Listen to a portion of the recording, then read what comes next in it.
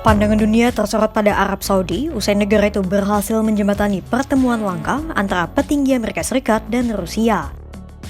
Tiga kekuatan dunia itu duduk di satu meja untuk sama-sama meramu formula perdamaian dalam konflik berkepanjangan antara Rusia dan Ukraina pada Selasa 18 Februari 2025.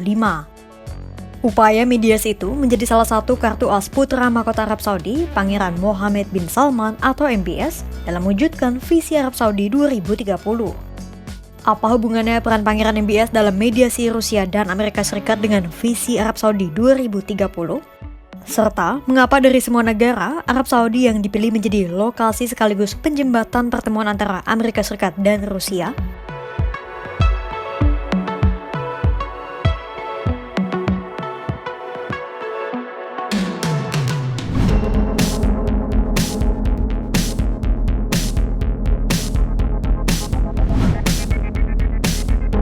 Pertama-tama, kita perlu mengetahui bagaimana posisi Arab Saudi di geopolitik serta alasan negara ini dipilih menjadi lokasi pertemuan tingkat tinggi tersebut.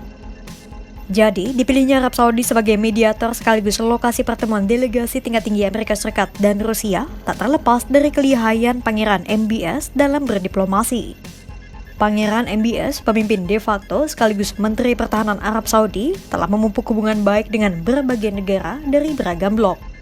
Posisi Arab Saudi di geopolitik itu tak terlepas dari cara Pangeran MBS menakodai hubungan luar negeri Arab Saudi di kancah internasional. Sejak 2017, Pangeran MBS telah dititahkan tugas oleh ayahnya, Raja Salman bin Abdulaziz Al Saud, untuk memimpin Arab Saudi. Namun, dalam tahun kedua kepemimpinannya, MBS menghadapi kritik keras dari dunia. Ia dikecam habis-habisan atas kematian wartawan harian Washington Post, Middle East Eye, dan Al Arab yang kritis terhadap kebijakan Arab Saudi, Jamal Khashoggi. Khashoggi mendatangi konsulat Arab Saudi di Turki pada 2018 dan tak pernah keluar lagi sejak saat itu. Dunia menuding MBS sebagai dalang dari pembunuhan tersebut. Nah, di tengah rundungan komunitas internasional, Donald Trump yang saat itu baru saja terpilih sebagai Presiden Amerika Serikat mengulurkan tangan pada MBS. Trump bahkan menjadikan Arab Saudi sebagai negara pertama yang ia kunjungi usai dilantik pada 2017. Dalam kunjungan itu, Trump berjanji akan menggelontorkan investasi besar-besaran ke Arab Saudi. Siasat Trump itu semakin disuburkan oleh kedekatan pribadi Jared Kushner, menantu Trump, dengan Pangeran MBS.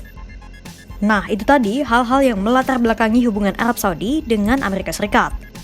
Lalu, bagaimana dengan Rusia? Sama seperti Trump, pada 2018, Presiden Rusia Vladimir Putin juga menolak untuk mengisolasi MBS setelah kematian jurnalis Khashoggi. Kesediaan Putin merangkul Arab Saudi itu pun dituai oleh Rusia di masa depan. Di tengah sanksi ekonomi dan tekanan dari Barat yang mengikat Rusia, Pangeran MBS memilih berada di samping Putin untuk mengendalikan pasokan minyak global. Pangeran MBS bahkan menolak seruan mantan Presiden Amerika Serikat Joe Biden untuk meningkatkan produksi minyak pada 2022. Putin pun telah merayu Pangeran MBS untuk mau menyeburkan diri ke dalam aliansi ekonomi BRICS yang telah Putin dirikan bersama China, Brasil, Iran, dan Afrika Selatan. Selain dekat dengan Amerika Serikat dan Rusia, Pangeran MBS juga membuat langkah tegas melalui normalisasi hubungan dengan Iran, musuh bebuyutan Riyadh selama bertahun-tahun.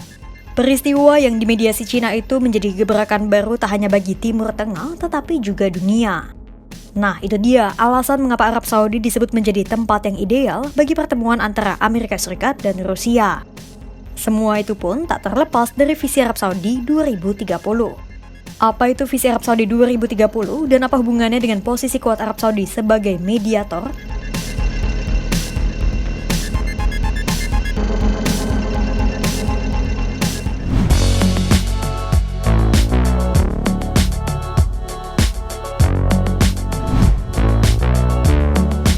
Visi Arab Saudi 2030 membayangi langkah Pangeran MBS dalam mengambil keputusan terkait kebijakan luar negeri Arab Saudi.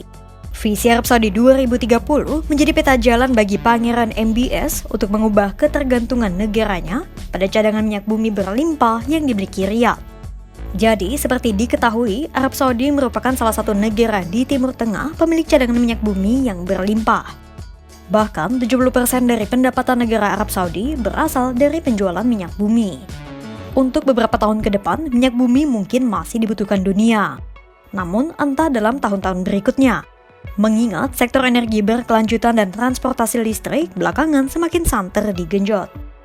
Nah, proyek ambisius Pangeran MBS ini digadang menjadi langkah untuk melakukan diversifikasi dari ketergantungan Saudi terhadap pendapatan minyak. Visi 2030 ini sekaligus mengubah persepsi internasional terhadap Arab Saudi yang selama ini dipandang sebagai negara otoriter dan tak mengizinkan perbedaan pendapat politik maupun sosial. Proyek ini pertama kali diumumkan pada tahun 2015. Pada tahun 2016, Pangeran MBS menyebut ada sejumlah hal yang akan dilakukan dalam visi Arab Saudi 2030.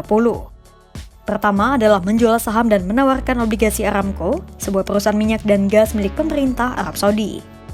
Kedua, menyediakan sistem visa baru bagi ekspatriat Muslim dan Arab untuk bekerja dalam jangka panjang. Ketiga, melakukan diversifikasi ekonomi termasuk berinvestasi di pertambangan mineral dan memperluas produksi militer. Dan keempat, meningkatkan keterlibatan wanita dalam dunia kerja.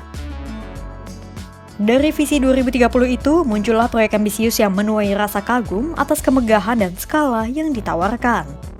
Misalnya, seperti proyek lereng ski di Gurun Pasir, kota khusus olahraga dan hiburan, hingga membangun kota netral karbon yakni NEOM. Ada pula proyek bernama The Line, sebuah kota pintar berbentuk linear di tengah Arab Saudi. Namun sejak diumumkan pada 2015, banyak penyesuaian yang dilakukan pada proyek-proyek visi 2030. Proyek-proyek ambisius yang diharapkan bisa menarik tingkat investasi asing di negara itu, rupanya jauh lebih rendah dari perkiraan. Ada sejumlah aspek yang membuat para investor ragu. Mulai dari ketidakstabilan regional akibat konflik Gaza, serta kurangnya transparansi aturan Arab Saudi. Selain itu, jatuhnya harga minyak bumi juga menjadi alasan lain. Arab Saudi pun telah melakukan sejumlah hal untuk menutup biaya operasional proyek-proyek tersebut. Mulai dari mengeluarkan obligasi hingga melakukan penyesuaian. Meski demikian, terlepas dari itu semua, banyak aspek lain dari visi 2030 yang berjalan baik. Mulai dari naiknya tingkat partisipasi wanita dalam dunia kerja, bertambahnya kepemilikan rumah warga setempat, dan melonjaknya pendapatan negara dari sektor non-minyak dan gas. Saudi masih memiliki banyak kartu untuk dimainkan. Visi 2030 masih belum digerakkan oleh tangan terkuat Arab Saudi.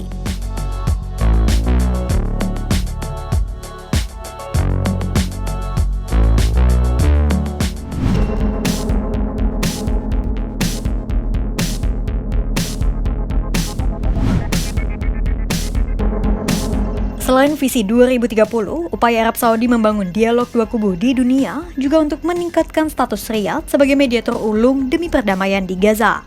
Sebagai pendukung Palestina, Arab Saudi berharap mereka bisa menjadi mediator dalam konflik di Gaza. Salah satunya adalah untuk menggagalkan rencana Trump membangun Riviera Timur Tengah di Gaza. Tak seperti Mesir dan Yordania yang menolak mentah-mentah rencana Trump soal Gaza, Pangeran MBS masih menyisakan ruang negosiasi. Di akhir Februari 2025, rencananya akan diadakan sebuah pertemuan tingkat tinggi negara-negara Arab untuk menyusun proposal penolakan rencana pemindahan paksa warga Palestina dari Gaza. Harapannya, dengan posisi Arab Saudi di dunia internasional, proposal itu bisa menyelamatkan warga Gaza dari pengusiran paksa Israel dan Amerika Serikat.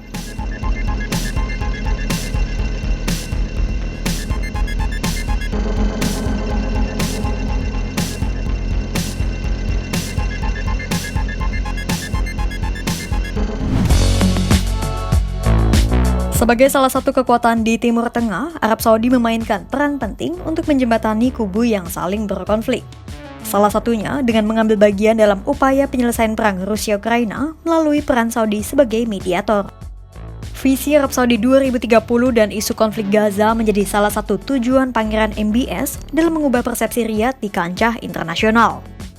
Kira-kira, bisakah Arab Saudi terus menjalankan misinya mewadahi upaya perdamaian Rusia dan Ukraina hingga tuntas? Simak terus perkembangannya hanya di kanal YouTube Kompas.com.